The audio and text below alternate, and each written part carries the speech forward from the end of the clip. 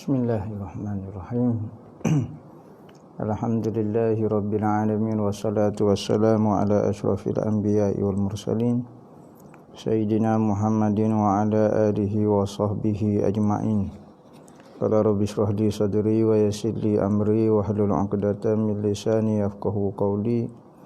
Subhanaka la ilma lana illa ma 'allamtana innaka antal alimul hakim. Wala haula wala quwwata illa billahil aliyyil azim. Nawaitu ta'lu wa ta'lim wa tazakkura wa tazkira wa nafa'a wal intifa' wal ifadah wal istifadah wal hasa ala tamassuki bi kitabillah wa sunnati rasulih wa du'a ila al-huda wa dalalata 'ala al-khair ibtigha'a wajhillah wa qurbihi wa sawabihi subhanahu wa ta'ala.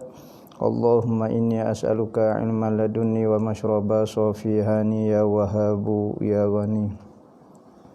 Qala al-muallif rahimahullahu ta'ala wa nafa'ana bihi wa bi'ulumihi fid darain amin.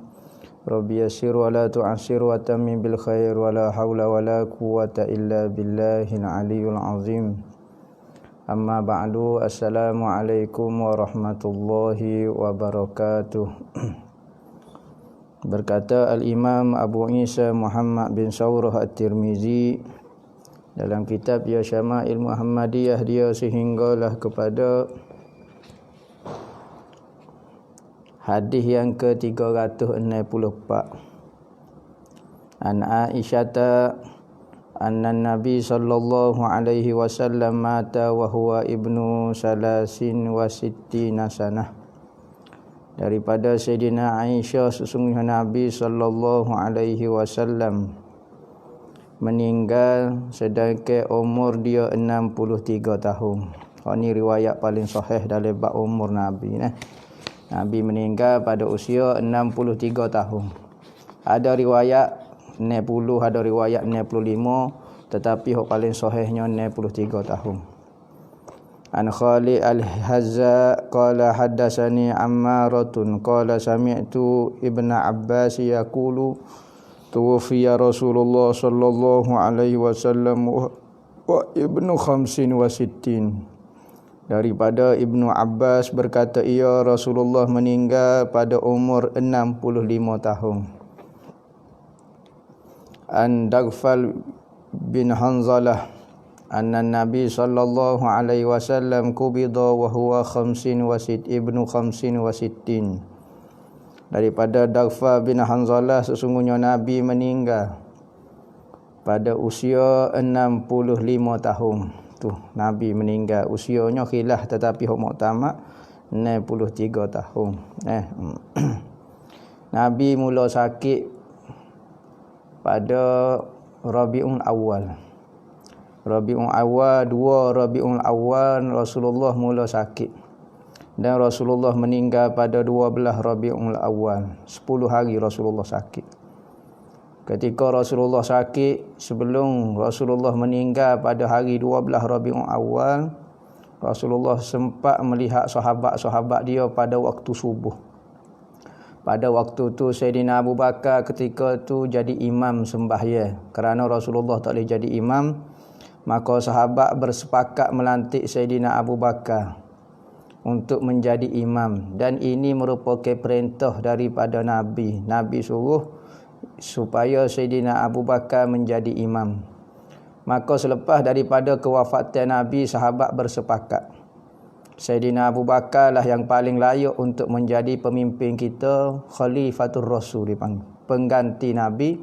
Kerana Rasulullah memberi kepercayaan kepada Sayyidina Abu Bakar pada masalah agama, yakni menjadi imam ketika sembahyang ni urusan besar. Kerana sembahyang ni adalah ibadat yang paling afdal sekali. Maka yang menjadi ketua kepada sahabat, Rasulullah suruh Sayyidina Abu Bakar. Dalam bab agama yang paling penting pun Sayyidina Abu Bakar jadi ketua, maka urusan dunia pemerintah lagi-lagilah. Maka ini kiasah daripada Nabi SAW yang difahami oleh sahabat. Maka bersepakatlah melantik Sayyidina Abu Bakar menjadi Khalifatul Rasul, pengganti Rasul. Zaman Sayyidina Umar diberi nama Amirul Mukminin, raja kepada orang mukmin. Kerana apa ditukar perkataan Khalifatul Rasul, pengganti Rasul? kerana takut jadi panjang pula. Panjang lagu mana? Khalifatir Rasul. Pengganti kepada pengganti Rasul. Jadi koh panjang, maka ditukar kepada Amirul Mukminin. Nah. Pada 12 Rabiul Awal, pada hari Rasulullah hendak meninggal, Rasulullah pada waktu subuh tu Rasulullah usaha juga bangun, yang mana dipimpin oleh Sayyidina Ali. Ada riwayat kata Hasan bin Sabit. Nah, adalah orang yang menguruskan Nabi ketika sakit. Maka Rasulullah pun keluar ke masjid. Moga bilik Rasulullah dengan mihrab imam masjid itu dekat saja. Bilik Sayyidina Aisyah. Maka Rasulullah pun buka sita melihat sahabat-sahabat dia, melihat sahabat-sahabat Rasulullah. Apabila lagu tu, maka sahabat tengah duk semaya tu bergetar terlampau gembiranya kerana 10 hari dah tak tengok Rasulullah keluar daripada rumah, dan muka Rasulullah pucat seperti sehelai mushaf Al-Quran, maknanya sehelai kertas, maknanya muka dia bersih comel sangat Rasulullah. Maka sahabat tengah semaya tu ketar suka sangat, hampir-hampir dan nak berhenti sembahyang kerana menganggap Rasulullah dah sihat dah, kita boleh sembahyang semula dengan Rasulullah. Tetapi Rasulullah isyarat supaya duduk tepat kamu sembahyang dengan Sayyidina Abu Bakar. Maka Rasulullah masuk. Itulah kali terakhir sahabat melihat Rasulullah. Petang tu baru Rasulullah meninggal. 12 Rabiul Awal, hari Senin tak silap. Nah, dan Rasulullah ditanam pada hari Rabu. Meninggal hari Senin, Selasa, Rabu baru ditanam Rasulullah, dikebumikan di dalam bilik Sayyidina Aisyah. Nah, kerana apa? Kerana banyak masalah lah yang ingin diselesaikan oleh sahabat, maka ditunda ke majlis pengemubian Rasulullah sehingga sampai hari Rabu baru diselesaikan. Hari Senin Rasulullah meninggal. Nah,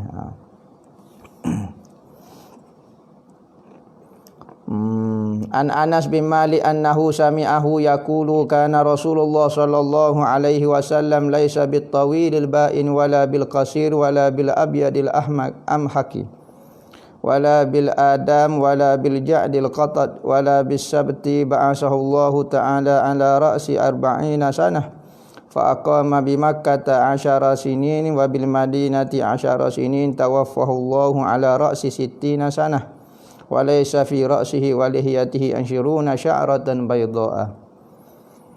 Anas bin Malik sesungguhnya ia mendengar berkata ia,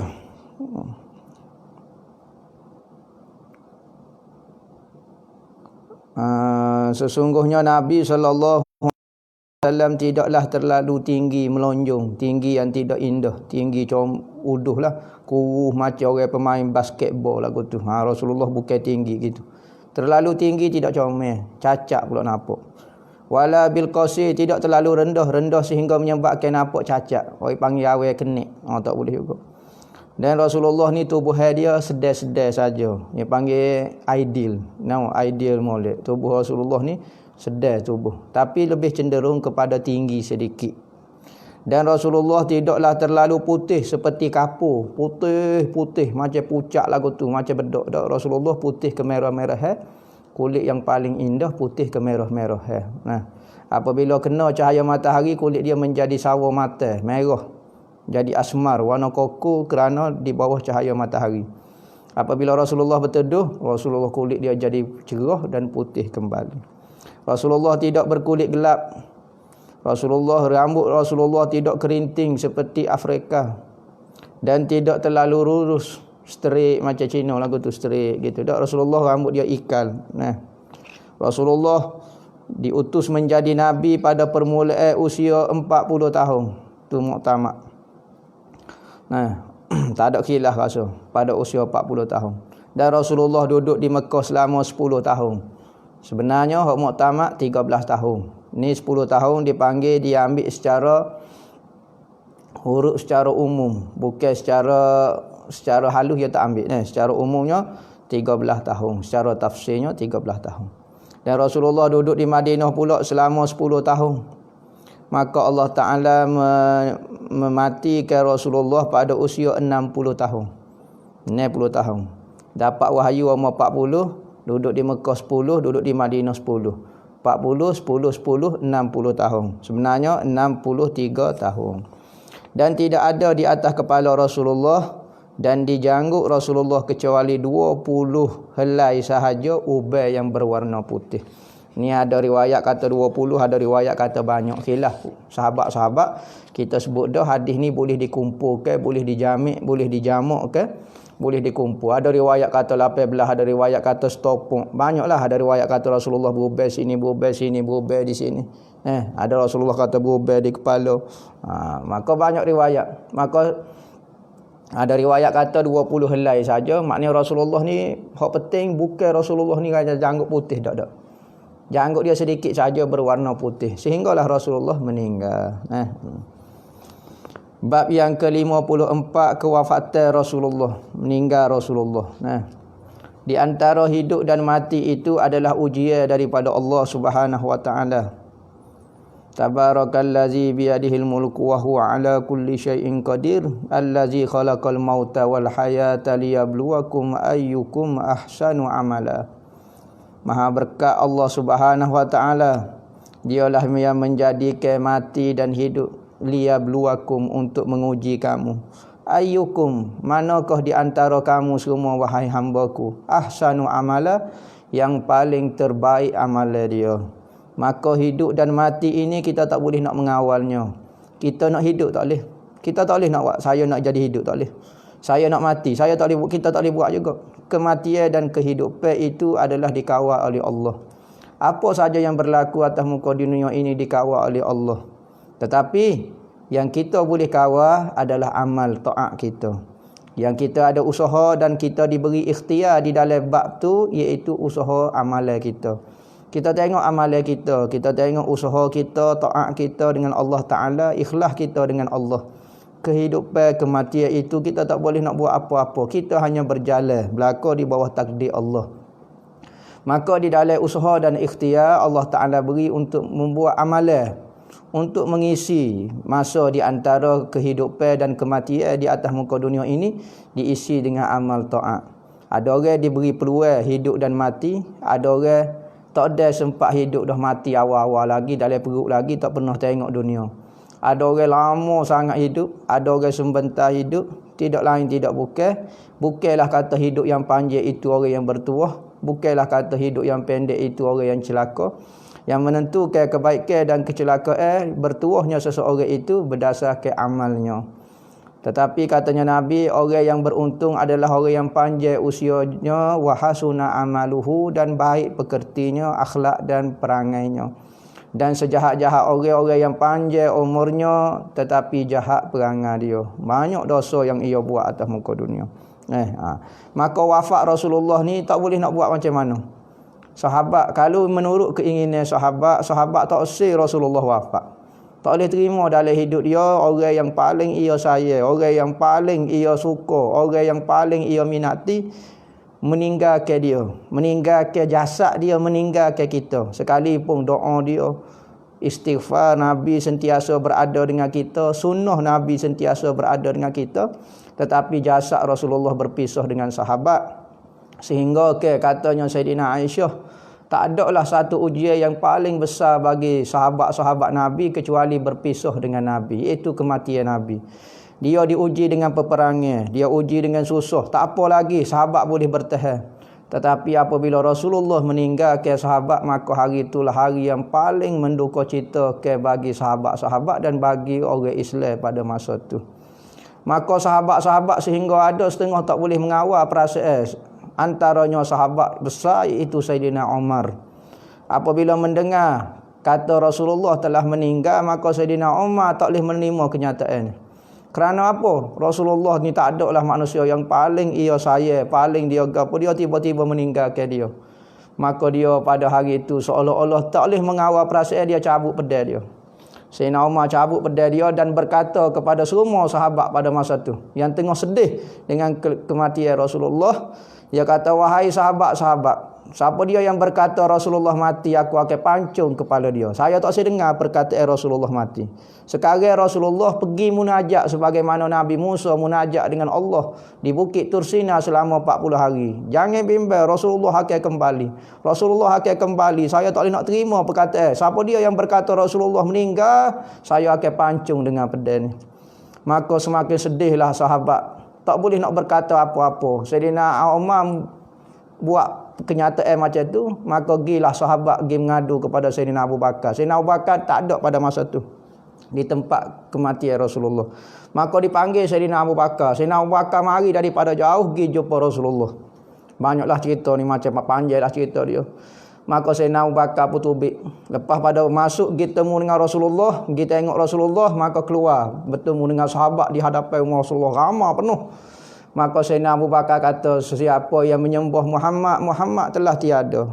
Tetapi siapa yang menyembah Allah, Allah Ta'ala tetap ada dan tidak akan mati selama-lamanya. Maka apabila Sayyidina Abu Bakar pun sebut satu ayat Quran. Nama innaka lamayyitun wa innahu lamayyitun. Nama sesungguhnya kamu Muhammad akan jadi mayat dan mereka semua juga akan menjadi mayat. Maka ayat Quran ni barulah Sayyidina Umar seolah-olah Sayyidina Umar kata, aku baru dengar ayat Quran ni. Aku tak perasan sedekah ayat Quran ni sudah lama aku baca. Allah Ta'ala sudah beritahu awal lagi Nabi Muhammad ni akan mati. Innaka mayyitun, sesungguhnya Muhammad kamu ni akan jadi mayat, akan jadi jenazah. Maka barulah Sayyidina Umar lega dan dapat kawal perasaan dia. Tu Sayyidina Abu Bakar, orang yang paling teguh sekali hati dia apabila mendapat berita akan kematian Nabi. Maka dialah paling terasa kehilangan Nabi, tetapi dialah yang paling kuat dapat mengawal perasaan. Ada sahabat apabila dengar peristiwa Nabi mati, dia kata saya tak ada faedah lagi hidup. Maka pesel lah sahabat tu. Sahabat lain ingat dia pesel, rupanya meninggal beserta Nabi. Ada orang menangis 3 hari 3 malam. Pesel Sayyidina Osman dengar peristiwa Rasulullah meninggal, rebah pesel. Bangun pula pesel lagi. Begitulah perasaan sahabat sehingga ke suasana begitu menyedihkan. Tu perasaan Rasul sahabat dengan Rasulullah pada hari kewafatan Rasulullah. Tak ada lah peristiwa yang paling menyedihkan. Sayyidina Aisyah kata, Allah Ta'ala uji sahabat-sahabat apabila Allah Ta'ala tariknya orang yang paling ia sayang, orang yang paling berkat atas muka dunia, orang yang paling disayangi Allah, orang yang paling tak tahulah semua benda di sisi Rasulullah diambil Rasulullah kepada Rafiqul A'la. Katanya Rasulullah kata, aku ingin bertemu Tuhanku yang maha tinggi. Rafiq maknanya saing dan sahabatku, maknanya Tuhanku yang paling tinggi. Maka Rasulullah meninggal ke dunia ini memilih kematian. Kerana kematian itu adalah saat berjumpa seorang kekasih dengan kekasihnya. Saat itulah kita tidak ada gangguan di antara makhluk apabila berpisah dengan makhluk dan menuju kepada Tuhannya. Sebab itulah orang sufi kata, hari kematianku adalah hari aku bertemu dengan kekasihku, hari yang paling aku nantikan. Itu bagi orang yang mengasihi Allah dan Allah Ta'ala kasih kepada dia.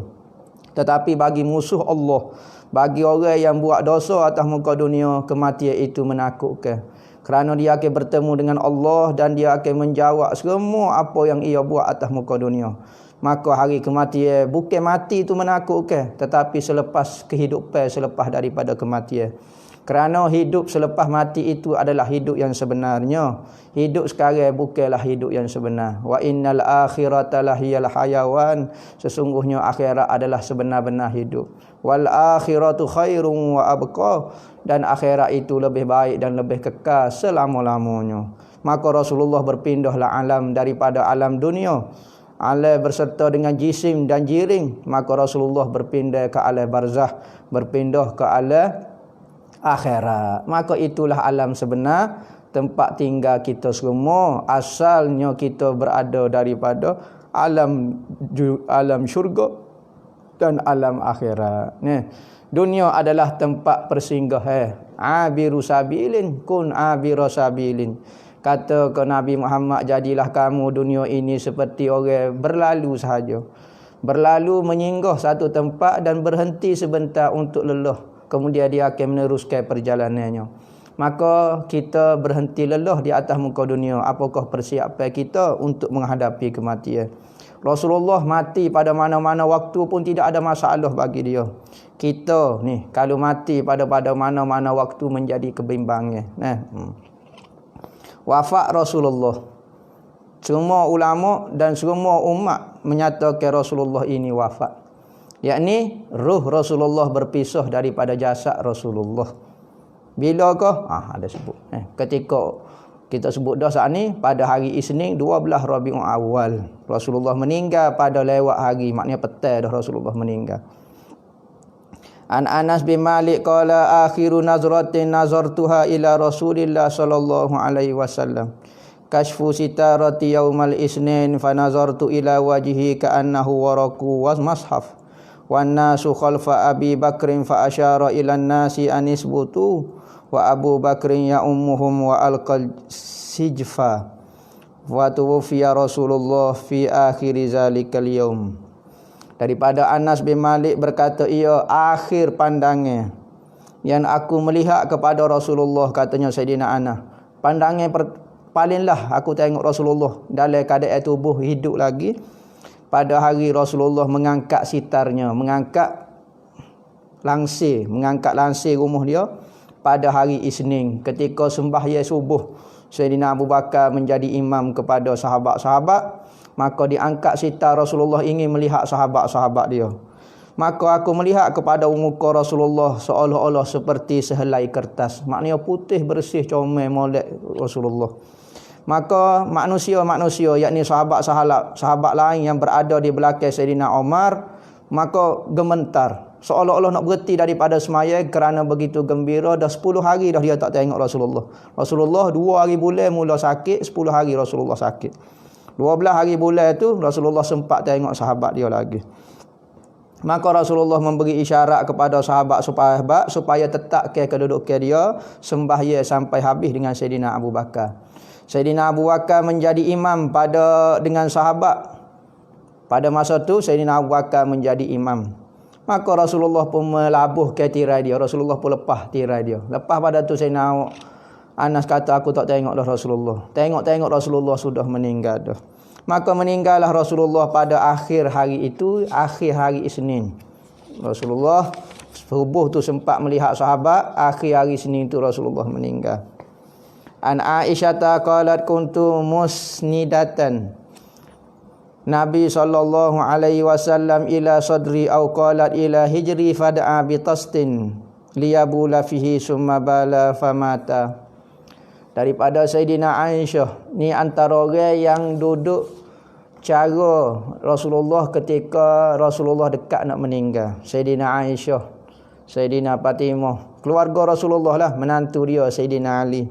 Sebab itulah hadis perkataan yang paling Rasulullah lewat sekali ucap khilaf ulama. Sayyidina Ali riwayat ke inilah akhir percakapan Rasulullah. Sayyidina Aisyah kata inilah akhir percakapan. Sahabat lain Sayyidina Fatimah pun kata inilah akhir percakapan.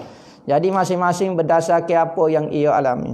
Sayyidina Ali tengok Rasulullah ingat meninggal dah, Rasulullah ia pun lepas Rasulullah pergi tubik cara orang lain. Mari pula Sayyidina Aisyah kau apa dia. Jadi riwayat-riwayat ni bermacam-macam mengenai apakah kalimah yang Rasulullah sebut akhir sekali. Ni cerita Sayyidina Aisyah. Sayyidina Aisyah kata, aku menyandar ke Rasulullah kepada dadaku. Rasulullah sakit, Sayyidina Aisyah suruh nyandar di dada Rasulullah. Ada riwayat kepada paha Rasulullah, paha Nabi, paha Sayyidina Aisyah. Rasulullah nyandar di hijru Rasulullah, maknanya di pangkuan Rasulullah, di pangkuan Sayyidina Aisyah. Maka Rasulullah minta bekas untuk dia kecing lah, qada kecing. Maka Sayyidina Aisyah pun bawa lah bekas. Ya biasalah orang sakit ni dia ada bekas untuk dia kecing. Orang Arab pun lagu tu tradisi dia. Dia ada satu bekas bawah katil dia, kalau dia nak kecing cakap dia nak tubik luar rumah, bahayalah tengah malam. Maka dia kecing dalam bekas. Maka dia letaklah bawah. Maka Rasulullah apabila sakit lagu tu lah, Rasulullah demam panas. Dan Rasulullah kematian dia juga ulama kata mati syahid kerana dia pernah diracun. Diracun oleh seorang perempuan Yahudi. Ketika Rasulullah diajak makan dengan sahabat-sahabat dia oleh seorang perempuan Yahudi. Maka Rasulullah pergi. Maka dijamu Rasulullah dengan kambing. Kambing ni Rasulullah paling suka daging kambing sebelah depan, kaki sebelah depan. Sebelah kanan depan ko, sebelah kiri ko, petis sebelah depan. Maka Yahudi itu tahu Rasulullah suka berehi sangat daging kambing paha kambing depan. Maka diletak racun yang sangat banyak pada paha tu. Maka kerana apa? Maka apabila lagu tu diberi racun, maka apabila sampai hidangan tu daging kambing, maka Rasulullah pun nak makan lah. Rasulullah ambil nak makan. Apabila Rasulullah pergi baca bismillah makan, nak makan, maka sahabat pun ambil makan. Apabila sahabat lain makan dah, Rasulullah acu nak letak di mulut dia, tiba-tiba daging kambing tu bercakap dengan Rasulullah. Ya Rasulullah, jangan makan saya sudah diracun. Maka Rasulullah letak semula daging kambing tu. Rasulullah kata kepada sahabat dia, berhenti makan. Maka ada sahabat hok makan dah, maka mati tiba-tiba serta-merta. Racun tu terlalu sangat bisa. Mati sahabat dia. Ada 2, 3, 4 orang meninggal serta-merta kerana termakan racun oleh Yahudi itu.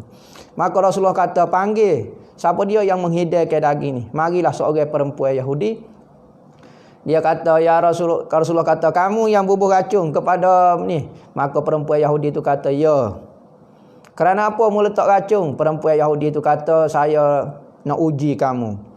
Kalau kamu betul mendakwa kamu ni sebagai Nabi, kamu tidak akan terkesan dengan racun tu.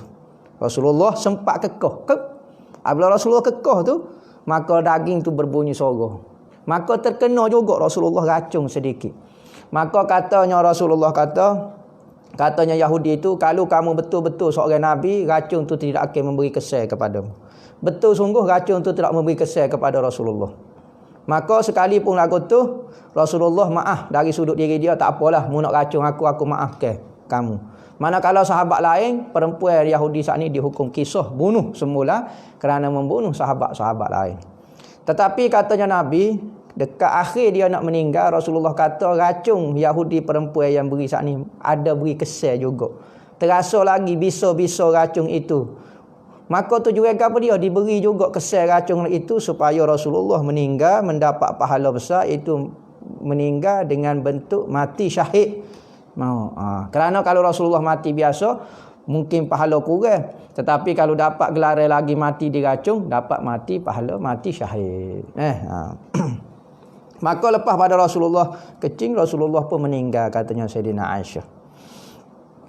An Aisyata annaha qalat ra'aitu Rasulullah sallallahu alaihi wasallam wa huwa bil mauti wa indahu qadahum fihi ma'un wa huwa yudkhilu yadahu fi qadahi summa yamsahu wajahu bil ma' summa yaqulu Allahumma inni ala munkarat au qala ala sakaratil maut. Berkata Sayyidina Aisyah, sesungguhnya ia berkata, aku melihat Nabi, dia yang menguruhkan Nabi, sedangkan dia setengah nazak nak meninggal dunia. Di sisinya ada satu bekas yang diisi air. Rasulullah di samping dia nak meninggal ada satu bekas yang dia celuk tangan dia dan dia camuk semua di buka. Sunat kita apabila orang nak meninggal, kita celuk tangan, sapuh ke muka dia supaya dia tak rasa sangat sakitnya nak meninggal. Maka Rasulullah menyapuh muka dia dengan air tadi, menyapuh. Kerana beratnya kematian. Maka Rasulullah berdoa, ya Allah, tolonglah aku mengenai sakaratil maut, mabuknya mati, sakitnya. Rasulullah ni, padahal Rasulullah lah yang paling halus, malaikat maut mencabut nyawanya paling halus sekali. Maka setara halus pun Rasulullah merasai begitu sakit. Sehingga Sayyidina Aisyah berkata, kalau orang kata mati itu tidak sakit, aku tak percaya. Kerana Rasulullah yang paling lembut sekali pun terasa sakitnya. Aku tidak pernah cemburu akan mudahnya mati selepas aku tengok Rasulullah sendiri sakit mati. Semua orang akan sakit mati. An Aisyah qalat, la agbitu ahadan bihaunil mauti ba'dallazi ra'aitu min syiddatil mauti Rasulillah. Ni anak pun sebut. Aku tidak pernah cemburu dengan seseorang pun dengan mudahnya mati selepas aku sendiri melihat akan payahnya Rasulullah mati. Orang kata mudah mati, tak ada. Rasulullah mati sakit. Maka aku tak pernah rasa berdeki sebab tak ada istilah mati ni mudah. Kecuali ada riwayat siapa dia yang mati syahid perang fi sabilillah, maka kematian dia rasa seperti digigit oleh seekor semut. Sakit, mati selalu. An Aisyata wallahu a'lam.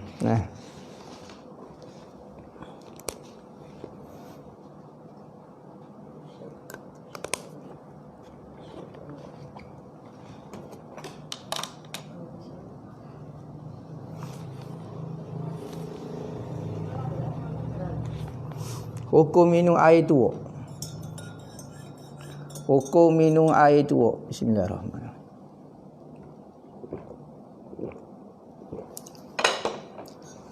Besar molek gila. Hukum minum air tuak, hukum dia boleh halal, tak ada masalah apa. Cuma ulama kata air tuak ni kalau kita tinggal lama dia akan jadi arak. Maka ada ulama menghukumkan makruh air yang muqaddimah arak. Muqaddimah arak panggil. Air ni bukan hukum arak. Apabila jadi arak hukum dia haram. Tetapi dia ni muqaddimah. Kalau kita lewat sikit ambil maka dia akan jadi arak. Maka air peram, air kita panggil air perai lagu ni, maka hukum dia ada ulama kata makruh. Ada ulama kata harum. Tak dosa lah, penting makan tidak dosa. Boleh-boleh puasa ni kak, air tuak ni. Tuak ni dalam bahasa standardnya air nira. Kalau bahasa Kelantan air tuak. Bukan kata tuak yang mabuk tu. Nah, tuak bahasa Kelantan adalah air nira kelapa maknanya. Kaifiyat izik bahar, nak baca selepas asar. Tu kaifiat dia. Cara dia tu banyak cara lah. Baca macam biasa lah. Baca macam biasa Hizbul Bahar ni. Dan ambo ijazah lah Hizbul Bahar ni. Sebagaimana ambo terima daripada guru ambo. Amalan ataupun doa orang yang sakit lama. Orang ni kalau sakit lama, pertama bawa sebeh, amal ke baca Qul huwallah. Kalau paling kurang 100 kali. Dalam sakit dia, ataupun baca 1000 kali Qul huwallah. Ngatik la ilaha illallah 70,000. Istighfar astaghfirullahal azim, astaghfirullah lil mu'minina wal mu'minat, astaghfirullah, macam-macam lah 70,000 kali. Selawat 70,000 kali. Habiskan masa dengan berzikir. Orang sakit lama. Di samping dia doa berubat ke apa dia, buat ke amalan ketika sakit. Mudah-mudahan kematian itu menjadi kematian yang indah bagi dia. Jangan duduk merasa hidup sakit saja. Kalau kita tak boleh nak baca Quran, baca Yasin. Baca Yasin sepanjang kita sakit. Kalau kita tak mampu baca Yasin, baca Qul huwallah. Lepas tu berzikir, tasbih kena ada semacam tangan. Quran kecil, Yasin kena letak depan ayah kita ke mak kita supaya dia baca Quran. Dia nak buat tak apa, tapi Qul huwallah kena baca. Tak ada doa nak suruh jadi sihat, ambo tak reti juga. Doa dia tak jadi juga. Hak penting kita tak boleh nak. Hak penting usaha doa untuk kesihatan dia, tapi amalan untuk persiapan mati pun ada.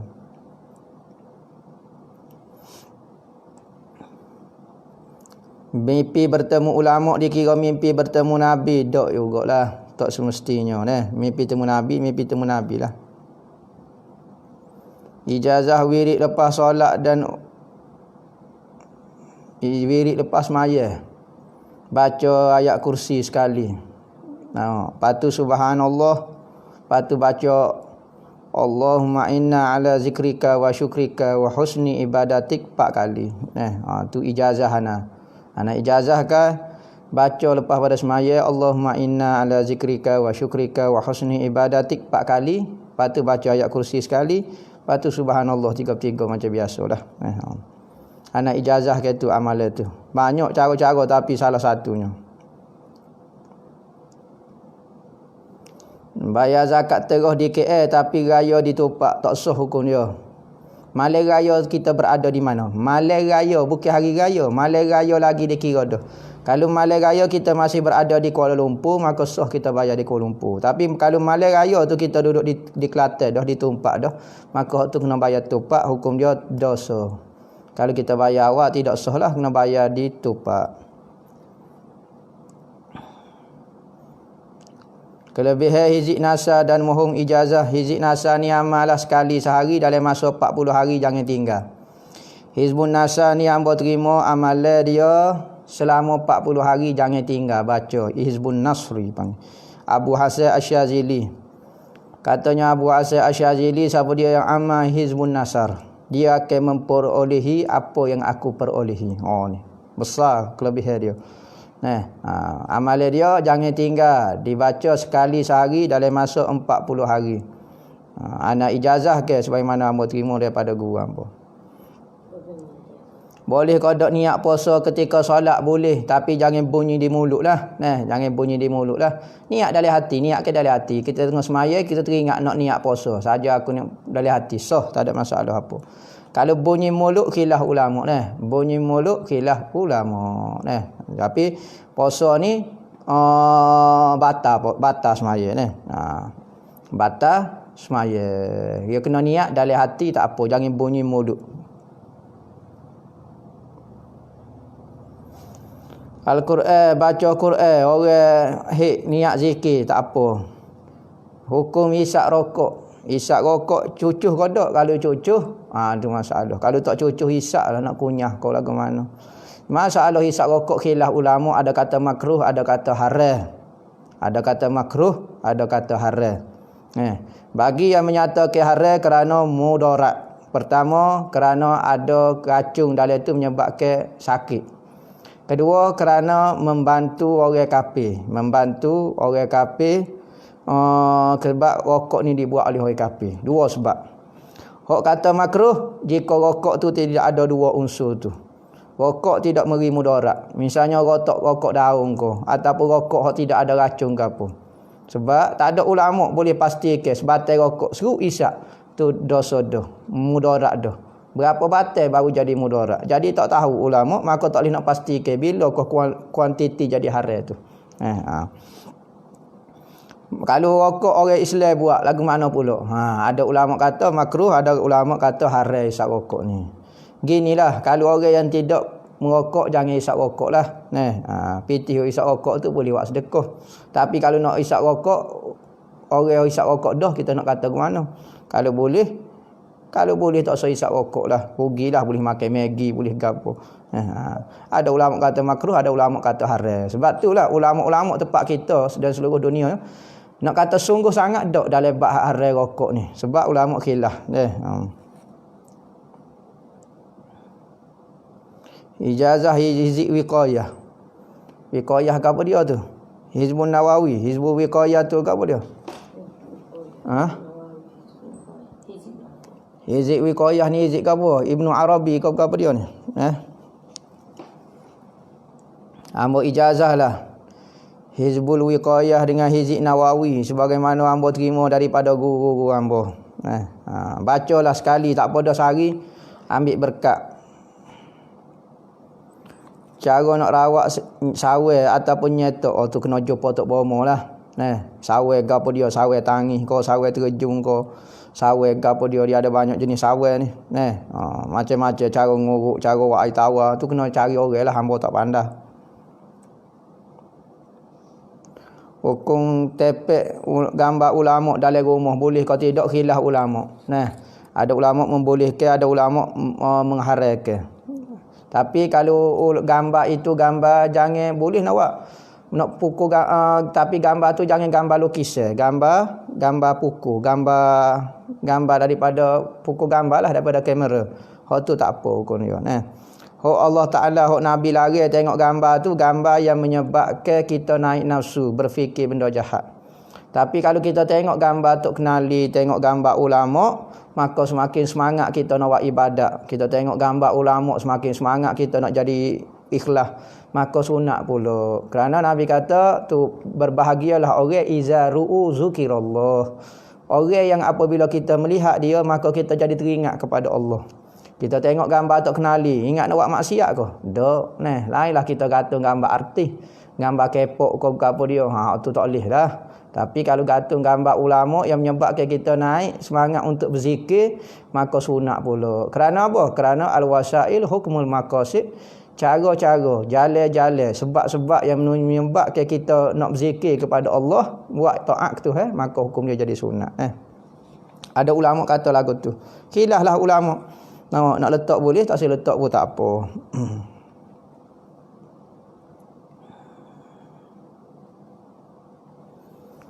Kita jamu buka puasa, kabar-kabar dia buat sahur pula. Dia tak makan pula. Nyanyo ke orangnya makanlah buat sahur niat dia. Tapi gitulah, insya-Allah boleh pahala. Insya-Allah boleh pahala atas niat kita. Atas niat kita nak suruh dia buat sahur, dia buat moreh pula. Maka insya-Allah pahala kita atas berdasarkan niat kita. Kerana apa? Likulli mri'in ma nawa, setiap orang akan dibalas menurut apa yang ia niat. Bukan menurut apa yang orang itu buat. Kita niat apa dia nak suruh dia buka puasa, insya-Allah boleh pahala buka puasa. Sekalipun kalau tidak gak nyanyolah. 100 orang mari wah tambah nak suruh buka puasa dengan dia. Kita nak makan hak mana so? Nyanyolah kita boleh makan so ya. Maka hak lain jadi Kecewalah. Dok Tuhan kata dibayar menurut apa yang kita niat. Insya-Allah dapat pahala niat tu dah. Hukum main bedil. Tak ada masalah apa kalau benda tu tidak mudarat, tidak mengganggu ketenteraman orang Islam ataupun orang lah, siapa-siapa dia. Nah, kalau mengganggu hukum dia haram lah, mengganggu ketenteraman orang. Nah, tapi kalau tak mengganggu, dok main kelepung-kelepung, sokor belaka, sebutir kapur, selok sokor kakak. Dok main bedil, tok email, tok bela, dok main bedil. Nama hukum dia boleh, tak ada masalah apa. Main bedil.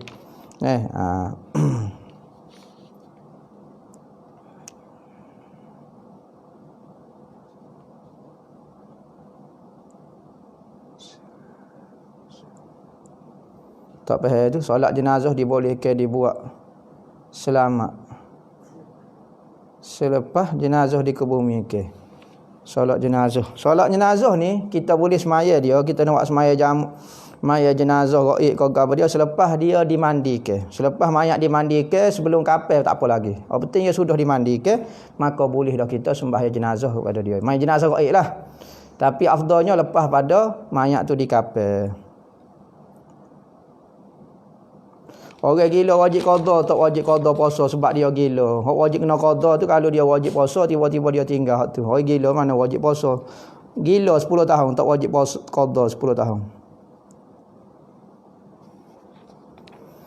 Orang yang tak sempat hidup bulan Ramadan tak payah bayar fitrah. Jumlah berapakah seorang pakai boleh menerima pemberian zakat? Weh, orang miskin pun terima zakat lah. Berapa orang nak pergi ke dia, asal boleh petih ke dia, sah. Selagi mana dia miskin, dia layak menerima zakat. Sekalipun 10 kali orang beri zakat ke dia, tak apa dah dia miskin, maka tak dosa. Tak ada istilah dia mengambil hak orang kerana dia layak, dia masuk dalam kategori orang miskin. Hukum orang ambil ijazah tapi tak diamalkan, tak ada masalah apa. Ijazah ni yakni izin untuk beramal. Maka orang sudah diizinkan dia nak beramal bila-bila pun tak apa. Tak usah beramal, rugi dia tu sahaja. Misalnya ada orang beli nasi kerabu. Nasi kerabu ni suhulah sedapnya, beli lepas tu dia tak makan. Tak dosa ke apa dia? Beli dah tapi ada dah di rumah tapi tak makan, tak rasalah bagaimana sedap dia. Maka orang yang sudah diijazahkan tapi tak beramal, maka tak tahulah kelebihan wirid zikir tu dan manfaat dia. Orang kurang siomel tak boleh jadi tok imam Orang gila tak boleh lah. Masuk dalam kategori kurang siomel ni, kalau masuk dalam kurang siomel ni gila, maka tak sah jadi tok imam. Dan haram awak masuk dalam masjid takut dia mengotori masjid. Nabi larang beberapa jenis manusia daripada masjid. Jangan masuk masjid kami perempuan haid. Jangan masuk masjid kami orang gila. Jangan masuk masjid kami budak-budak kecil. Takut apa? Mengotori masjid dan mengganggu tok imam. Masuk dalam kain tok imam. Seloklah tok imamnya.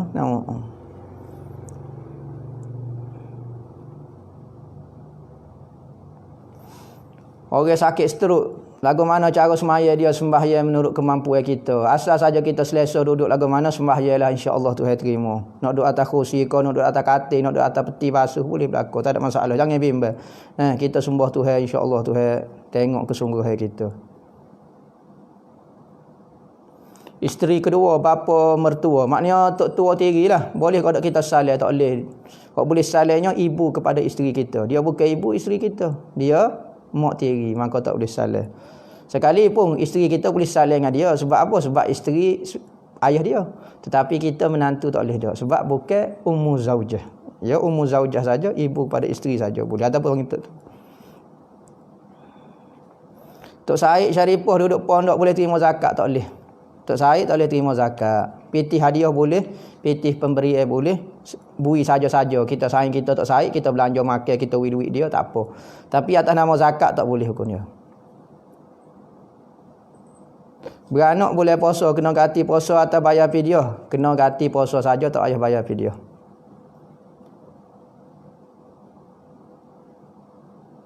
Siapa lagi bayi yang diizin bercakap? Ada 10 budak bercakap dalam Islam. Pertama, saksi Jurayj, cerita Jurayj. Kedua, cerita Nabi Allah Yusuf, budak Nabi Allah Yusuf. Ketika Ashabul Ukhdud, orang Islam kena bunuh ramai-ramai dalam gitu. Nabi Isa anak Masyitah dan beberapa orang lagi lah lebih kurang. Budak hok kecek.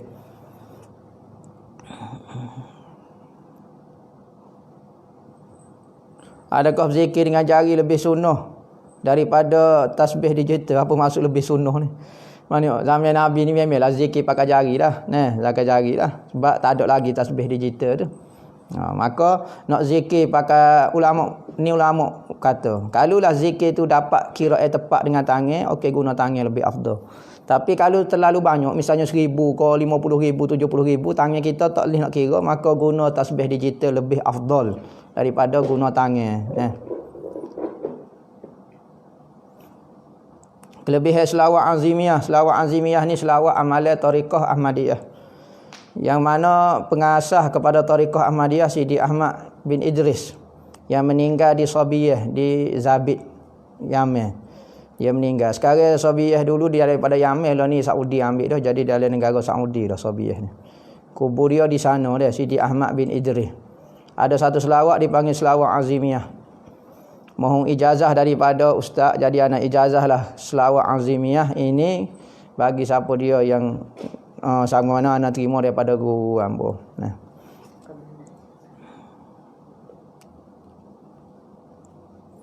Bagaimana menjadi ahli zikir dan siapakah ahli zikir? Menjadi ahli zikir ni kita kena pertama masuk persatuan ahli zikir. Ahli zikir ni masyhur orang panggil duduk zikir ni orang-orang tariqah, orang-orang tarikat. Orang yang kuat berzikir ni ahli tariqah. Sama ada zikir dia Al-Quran ke, zikir dia begini ke, maka masuk ahli zikir, masuklah ahli tariqah. Maka berzikirlah kita dipanggil ahli zikir. Kalau duk zikir saja-saja dipanggil orang berzikir lain, ahli zikir lain. Ahli ni kena masuk persatuan dia. Baru panggil ahli zikir. Maksud istidraj dan contohnya. Istidraj ni benda pelik yang berlaku kepada orang fasik. Tujuan benda pelik itu diberi oleh Allah Ta'ala untuk dia sombong, semakin sombong lagi. Sebagaimana benda-benda pelik yang berlaku kepada orang kafir. David Kofofi ko, orang-orang kafir lah ni deh, duduk bomo. Tengok padri Kristian, mari duduk bomo orang bisu jadi molek, dia nak kata Kristian tu betul. Tu istidrak belaka dah tu. Tok Cha, Tok Sami, Tok gapo dia kebar, gapo dia semua itu istidrak lagi. Kerana apa? Nak suruh dia semakin sombong, semakin rasa dia benar. Tu istidraj. Ada juga kena kepada orang Islam yang sombong, yang takabur, yang gapo dia, benda tu menjadi istidraj. Tu kita bimbang kalau benda-benda pelik berlaku pada kita, minta ya Allah ya Tuhan aku benda tu bawa kepadamu, jangan bawa kepada selain daripadamu. Kedudukan anak yatim, kedudukan gapo dia anak yatim. Kedudukan anak yatim dari Islam sangat istimewa berbanding dengan orang lain. Kita bantu orang miskin biasa, kelebihan. Bantu orang anak yatim, ada kelebihan lain. Antaranya Nabi sebut kedudukan khas. Orang yang jaga anak yatim ni, Nabi kata, siapa dia jaga anak yatim, seorang, dua orang, tiga orang ke, maka kedudukan dia dengan aku gini pada hari kiamat. Rapaknya hubungan dengan Rasulullah pada hari kiamat kerana dia jaga anak yatim.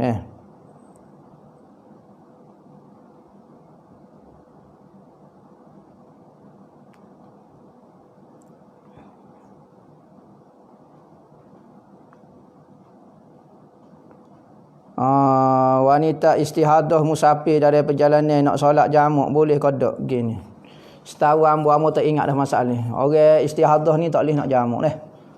Orang istihadah ni tak boleh nak jamak sembahyang kerana syarat orang nak sembahyang jamak ni mestilah sembahyang yang pertama dia yakin sah. Tetapi orang istihadah ni darah dak tubik semacam kan. Dia dibenarkan sembahyang, dihukumkan sah kerana darah dimaafkan sebab diuzur lah. Maka sah semaya dia kerana uzur tu lah. Tetapi apabila dia nak jamak tak boleh. Semaya pertama dia macam zuhur saat ni tak yakin lah. Seolah-olah macam batal tapi dibenarkan sembahyang dia.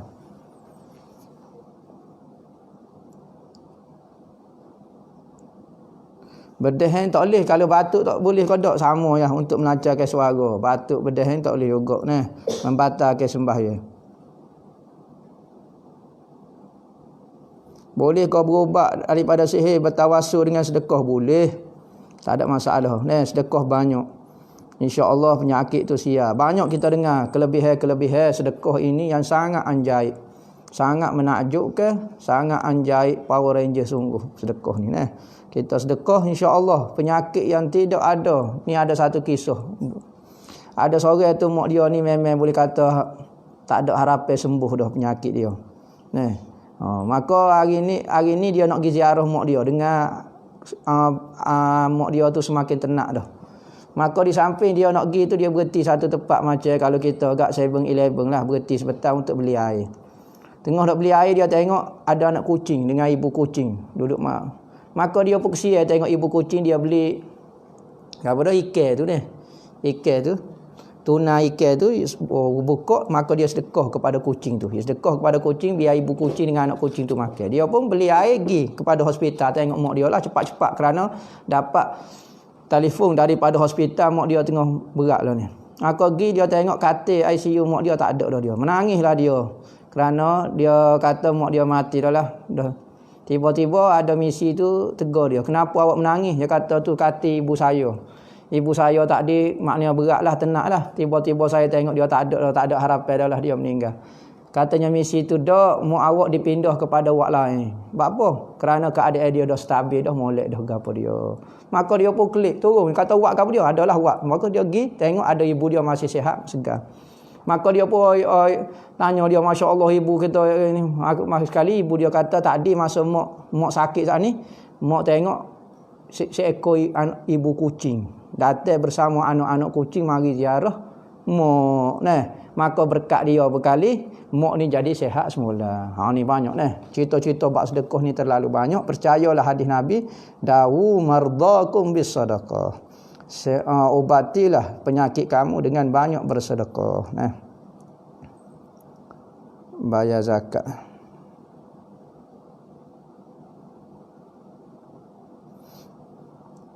Bayar zakat ni menurut beras yang kita makan. Kalau kita makan barang harga mahal, kena bayar zakat barang hok kita makan. Mahal lah. No. Jangan kita makan beras sia, kita beri beras hok cak ayah. Beras harga kita 7 riyal, kita beri harga 5 riyal, tak boleh lah. Barang hok kita makan. Orang hik nak ambil wuduk untuk tidur boleh. Bukan ambil wuduk untuk semaya, tak boleh, hukum dia haram kerana bermain-main dengan ambil semaya lagu tu. Tapi kalau ambil semaya untuk tidur, hukum dia boleh. Tengok dalam kitab Yaqutun Nafis.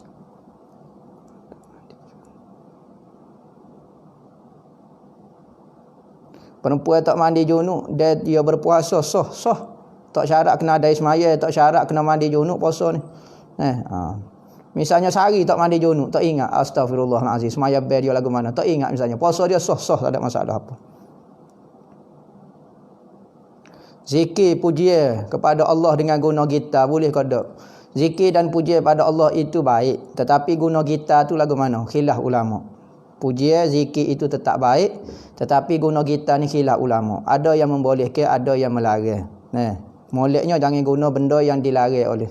Tapi kalau dia guna pun tidaklah haram kerana ada pendapat kata boleh guna. Silsilah tariqah Idrusiyah. Tariqah Idrusiyah ini diasaskan oleh Abdullah bin Abu Bakar Al-Idrus. Abdullah bin Abu Bakar Al-Idrus. Nama dia Abdullah Al-Idrus bin Abu Bakar As-Sakram bin Abdul Rahman Sagah bin Muhammad Maula Dawilah. Panjanglah silsilah dia tariqah Idrusiyah. Tu salah silsilah dia. Dan dibawa sampai sekarang lah oleh golongan keluarga Al-Idrusiyah. Idrus. Maka bolehlah ambil ke tarik mana-mana pun amalan wirid dia boleh berlaku. Beza sedekah bulan puasa dengan selain pada bulan puasa, kelebihan dia 70 kali ganda. Kalau sedekah tu bulan puasa dapat 1 juta, bulan puasa dapat 70 juta. Boleh tak beri zakat kepada mertua? Mertua kita miskin misalnya, tak wajib kita tanggung orang mertua ni. Maka apabila tak wajib tanggung, maka boleh kita bayar zakat kepada tok tua kita. Kalau ayah kita tak boleh, tak ayah. Tahap ayat Quran boleh jadi amalan. Ulama kata sekadar baca Yasin boleh lagi. Baca Yasin misalnya amalan kita baca Yasin sekali boleh lagi. Tapi kalau panjang-panjang sangat dah tak boleh dah, macam surah Al-Kahfi tak boleh baca dah. Sebab panjang sangat dah. Celok mata pada setiap malam sunat hukum dia dan molek lah. Baginda sakit ni berapa kali dalam hidup dia tak ingatlah hamba sakit kena sihir ada, sakit demam ada. Nah. Ha.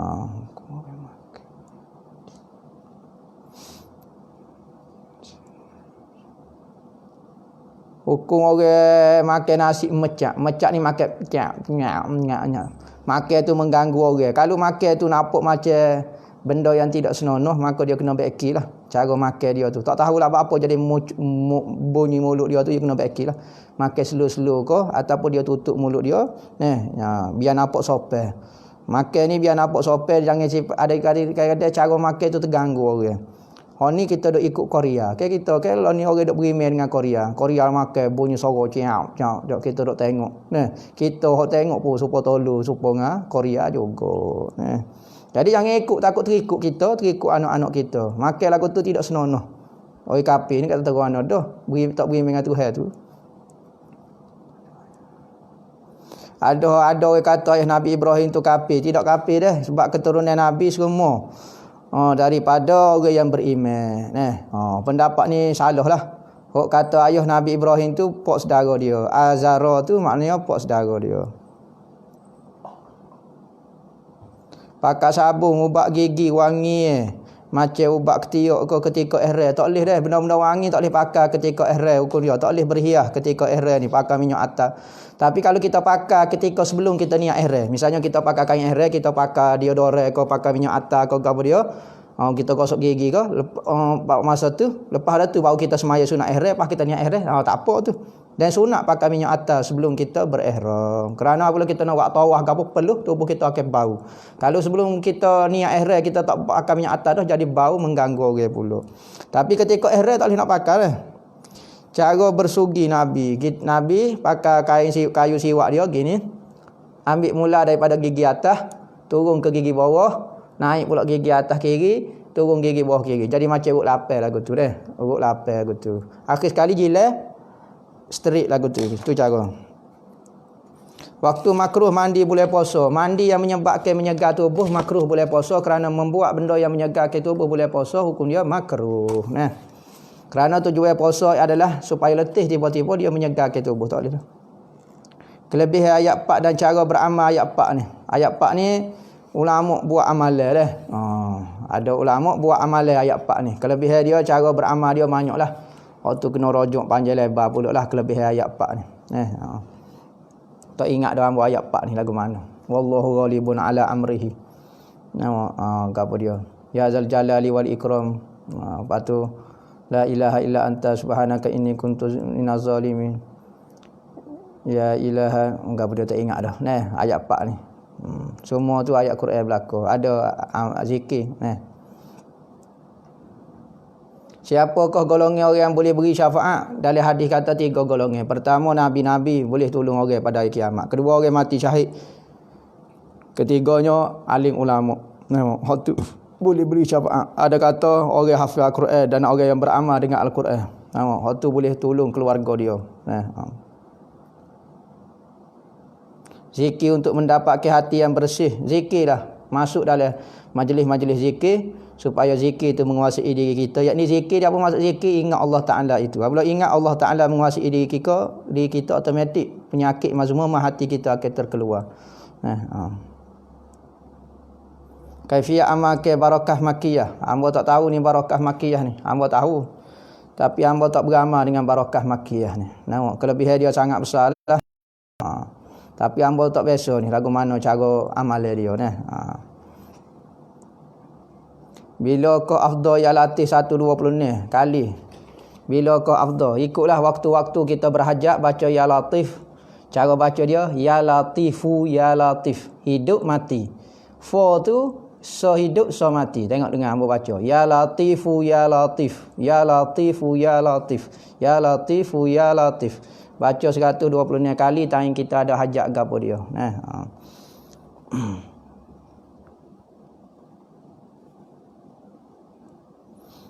Mana berdakwah dulu kau menuntut ilmu dulu. Wajib berdakwah dulu kau wajib menuntut ilmu dulu. Nak dakwah dulu lagu mana? Ilmu tak ada. Gosok kali dakwah orang kepada sesat. Dakwah orang kepada wahabi. Dakwah orang kepada tak tahu. Dakwah orang kepada perasaan. Mana boleh? Ilmu tu wajib mula-mula dulu. Sebab tu lah Al-Quran tu mula Iqra' bismi rabbikal ladzi khalaq.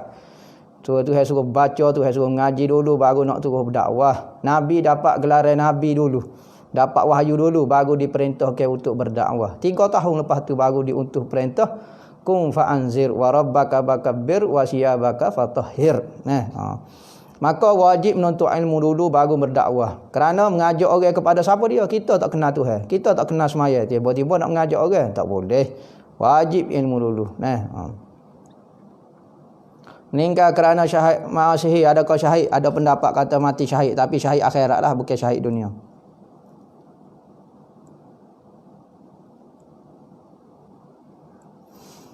Ada kata di akhirat tak ada pakaian, betul. Maka kita akan berlindung pakaian apa yang kita sedekah atas muka dunia ni. Ada pendapat kata lagu tu.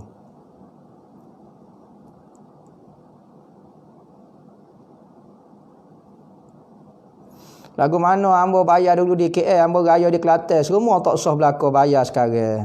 Ingatlah berapa ya dulu. Misalnya dulu 7 riyal. Tahun 90 hamba bayar 15 riyal. Kira bayar lalu sekarang. Bayar di Kelantan belaka tempat kita raya. Tak sah belaka hok belayar. Khasiat kayu komuniti ni banyak khasiat dia, antara dia bab sihir, bab penawar, bab gapo dia ada belaka komuniti ni. Kalau kena benda-benda bisa letak air, ambil kayu komuniti, gosok insya-Allah selamat.